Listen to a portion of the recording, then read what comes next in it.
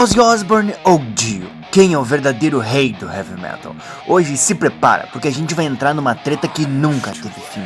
40 anos atrás se discute quem foi o melhor vocalista do Black Sabbath, Ozzy Osbourne ou Ronnie James Dio, o pai fundador ou destruidor de mundos, o maluco doidão ou o mago épico. Já vou avisando que não tem resposta certa, mas essa é uma treta deliciosa que a gente vai revisitar no vídeo de hoje.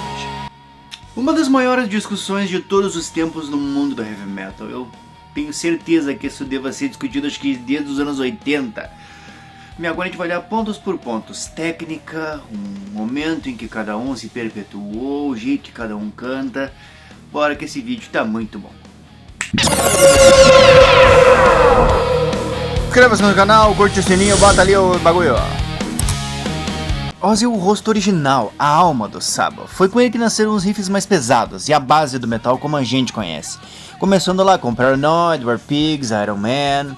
A voz do Ozzy é crua, desafinada às vezes, mas tem aquele tom de agonia fantasmagórica, uma mistura de desespero e insanidade que se encaixava perfeitamente na sonoridade sombria do Sabbath dos anos 70.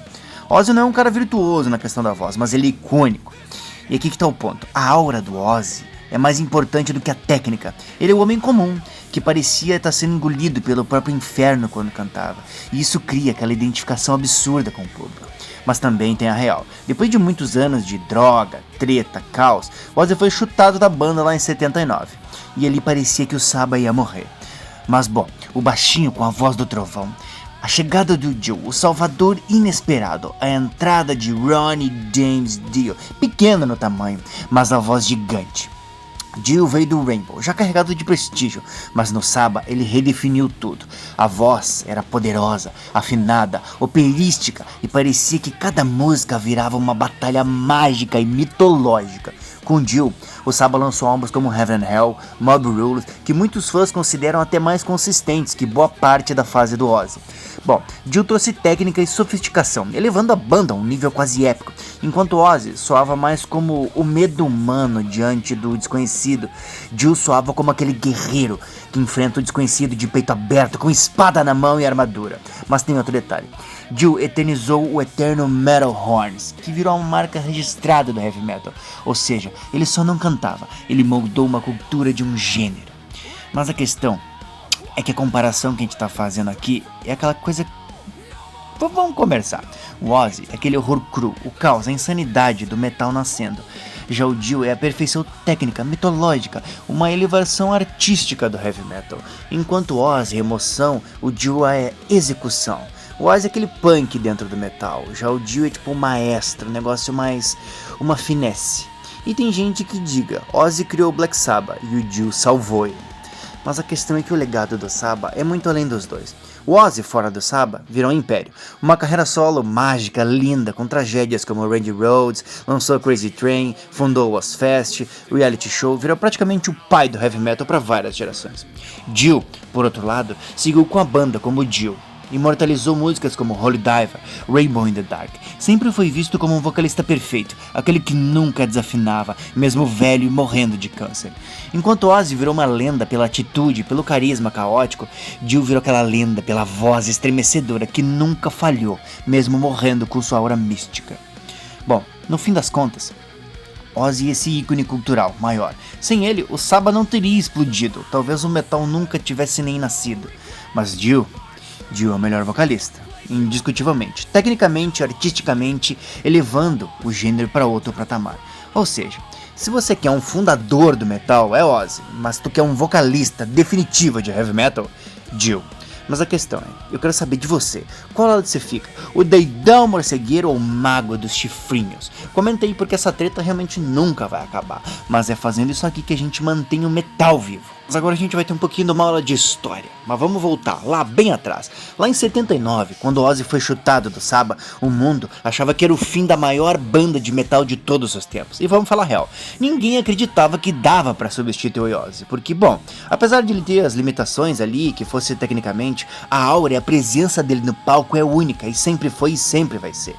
Só que aí entra Ronnie James Dio, baixinho, cabeludo, com aquele jeitão de mago medieval e com uma voz que parecia sair direto de uma catedral pegando fogo com um dragão voando por cima. E a entrada dele já entrou com aquele choque cultural. Dio não era aquele vocalista perdido, dependente da banda ou um maluco de estúdio. Ele era disciplinado, seguro de si. Ele sabia o que ele queria e ele sabia o que ele estava fazendo. Isso mexeu até com Tony Iommi, que sempre foi o líder do Saba, mas de repente tinha alguém no microfone que conseguia rivalizar aquele peso criativo. Foi aí que o Dio com Saba lançou o álbum que calou a boca de todo mundo que achava que o metal tinha morrido, Heaven and Hell, em 1980. Esse disco não é só considerado um clássico, mas também é apontado por muita gente como o renascimento do metal nos anos 80. Imagina, no meio de um cenário onde o punk estava crescendo, hard rock, Van Halen começando a dominar, o Saba ressurge com Dio com músicas como Heaven and Hell, Neon Nights, Children of the Sea e todas soando modernas, épicas, grandiosas, bonitas. Era outro Black Sabbath, muito menos sombrio e mais fantástico, com letras falando de batalhas, heróis, a luz contra as trevas, enquanto Ozzy lá cantava sobre guerra, paranoia, drogas e demônios, um trem maldito que simbolizava a vida. E isso dividiu o público. Tinha fãs que diziam, né, isso aí não é o Sabbath de verdade, mas também tinha gente que acreditava que Dio tinha salvado a banda de uma morte certa, um novo renascimento, uma coisa brilhosa e maravilhosa. A questão de diferença de posturas é que tem um detalhe que sempre volta nessa comparação: o comportamento ao vivo. Ozzy era um maluco, subia no palco, gritava, jogava água na galera, parecia, dizia que o pessoal tem uma droguinha, um alquinho e vamos embora, sempre fora de si. Já o Dio tinha aquela postura teatral, que ele sabia exatamente onde colocar cada nota, cada gesto, cada olhada. Era o contraste perfeito de um lado. Um maluco que tu sabia que, né, ia cantar, louco, mordia a cabeça do morcego, e de outro um vocalista, que parecia um cavaleiro do apocalipse, recitando uma ópera de guerra. E sabe o que é mais engraçado? Essa diferença fez com que o Saba, da fase Dio, soasse tão como quase outra banda, tão diferente, tão evoluído, que tem até hoje que diz que o verdadeiro Saba acabou com a saída do Ozzy. Outros já juram que o Saba só começou com o auge artístico do Dio, ou seja, o Dio só não tentou entrar numa banda gigante como conseguiu e criar uma identidade nova para o Black Sabbath. A questão é que essa treta vai um pouco além do que a gente lembra. Os integrantes do Sabbath diziam que quase praticamente não contribuía com as letras, que quem escrevia tudo era o Tony e o Geezer. E era uma época tipo, vamos ver o que sai. Já o Dio, por outro lado, chegava com um caderno na mão, ideias, frases prontas, o que isso incomodava um pouco alguns da banda. Tipo, pô, o cara chegou agora e já quer tomar as rédeas, mas eles perceberam que era muito mais fácil produzir músicas e fazer conteúdo assim. Um resultado artístico que foi tão bom que eles tiveram que engolir. A questão é que, depois do Heaven and Hell, veio o segundo disco Mob Rules, mais pesado, mais agressivo, com Dio explorando ainda mais sua potência vocal. Era a prova definitiva que a parceria funcionava. Só que, contudo, no rock também veio a treta, egos, brigas de mixagem, acusações que Dio queria se colocar acima da banda. Então, em 82, ele saiu, levando com si o baterista Vinny Appice e fundando a banda Dio.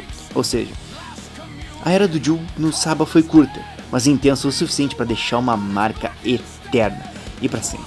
E a questão agora com o final, os dois, a gente sabe que o que importa é ser metal.